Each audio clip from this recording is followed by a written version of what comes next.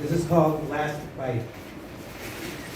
The last sweet bite of tiramisu sat glistening in the center of the bone china plate between them, the moist delicateness of the dessert's remaining nubbin illuminated by a golden votive. Each stared longingly at the slice lip, desirous gazes breaking only to reconfirm the other's posture wasn't signaling a sudden move. They both leaned slightly forward in their chairs like two gunslingers at a showdown, fingers twitching, hovering beside triggers. Jack was the first to break the standoff, relaxing back in his chair, setting the fork down, patting his belly exaggeratedly. You can have the last bite. I'm stuffed. Jill knew immediately what her husband was up to. If she took the last bite now, she'd never hear the end of it. Even though she'd intentionally saved room, even though she'd taken half as many bites as Jack, even though it was their 10th anniversary, if she were to fall into her husband's trap and finish the dessert, Jack would undoubtedly use this moment of weakness to his advantage at a later date. One final mouthful of chocolatey, mascarpone goodness wasn't worth the anxiety of wondering when and how her husband might take his revenge.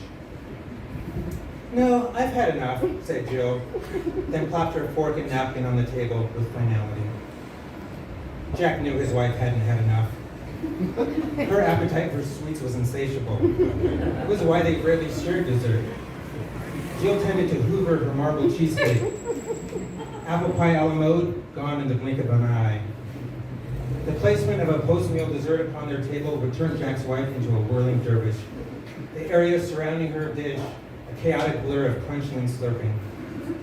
Jack, in contrast, preferred to take his time, savoring his creme brulee by scraping thin layers with his spoon, then licking each delicate creamy strip with exaggerated facial stretches. He knew it made his wife crazy, having to watch him ingest his dessert in slow motion. Honey, Jack would say when he could sense she was about to thrust her spoon into his ramekin, if you want more, just order more. This one's mine. To make matters worse, Jill never gained a single ounce. She was as svelte and willowy as the day Jack first laid eyes on her. This, he felt, was not only cruel, but unfair. He'd been eating with far more nutritious intention, yet over the years, his body had only expanded, softened, and rounded. Yeah, me too, Jack replied, and slid the dessert plate toward the edge of the table. Check and me. Just then, their waiter walked by, noticing that the pair at table 12 appeared finished with their complimentary anniversary tiramisu and approached. Can I take this? He flipped his gaze back and forth between the sharply dressed middle-aged couple, his arm outstretched toward the plate. Jack and Jill glowered at the waiter, their faces pressed into tight, awkward smiles, their fists clenched in stasis. The waiter tilted his head to the side, sensing some hesitation. Neither of you wants to take the last bite?